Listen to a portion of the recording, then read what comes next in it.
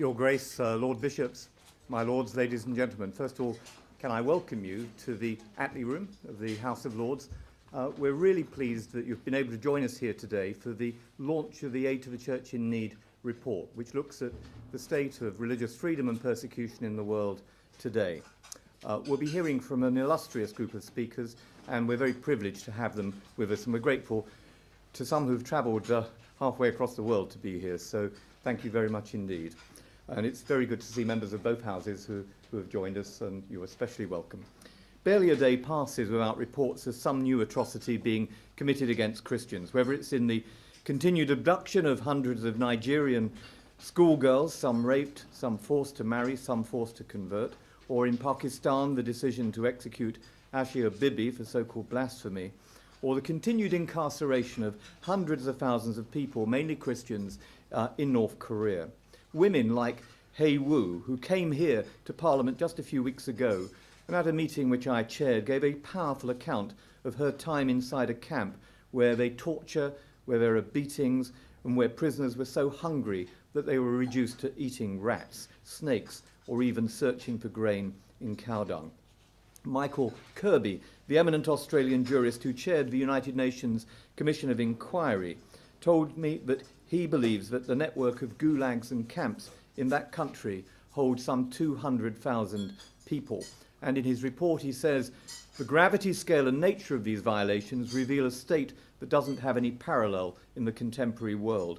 And he says there is almost a complete denial of the right to freedom of thought, conscience and religion. Another contributor who spoke before one of our committees said, a lady called Jean Yon Ok, they tortured the Christians the most. They were denied food and sleep. She said they were forced to stick out their tongues and iron was pushed into it. Last week I was in South Korea and I met with Shin Don-hok, a Christian who was born in the notorious Camp 14. After a failed escape attempt, he was made to watch the execution of his mother and brother. The guards then tortured him, roasting him over a fire. Shin describes how today the Christian faith has given him healing, the ability to forgive, and the strength to strive for fundamental change. Now, whether it's the regime of Kim Jong-un, ISIS, Boko Haram, Omar al-Bashir, or any number of variants, for too long we've been in a state of complete denial about the existence of religiously motivated persecution, which disfigures so many countries. Here at Westminster, many of us have argued that we need to view these crimes against humanity through the lens of Article 18 of the 1948 Declaration of Human Rights. Article 18, as the all-party group on freedom of religion and belief said, is an orphaned right, fashioned in the aftermath of the annihilation of millions of Jews in Nazi concentration camps. It boldly states that everyone has the right to freedom of thought, conscience and religion. This includes freedom to change their religion or belief, and freedom, either alone or in community with others, and in public or private, to manifest their religion or belief in teaching, practice, worship, and observance. Yet, for millions of people, this right to believe or not to believe is not worth the paper on which it is written.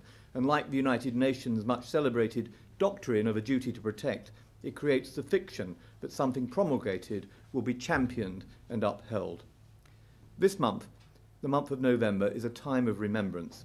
Let me conclude my introductory remarks by remembering a government minister, Shahbaz Bhatti, who was murdered in Pakistan 3 years ago. Shahbaz once said, "I want to share that I believe in Jesus Christ, who has given his own life for us. I know what is the meaning of the cross, and I'm following the cross, and I'm ready to die for a cause." Why was he ready to do that? He said, "My life will send a message of hope to the people living a life of disappointment, disillusionment and despair," adding that his own life was dedicated, and I quote, "to the oppressed, the downtrodden and the marginalised, and to the struggle for human equality, social justice, religious freedom and the empowerment of religious minorities communities." Men like him continue to lay down their lives that we might enjoy the freedoms that we are commemorating during this month.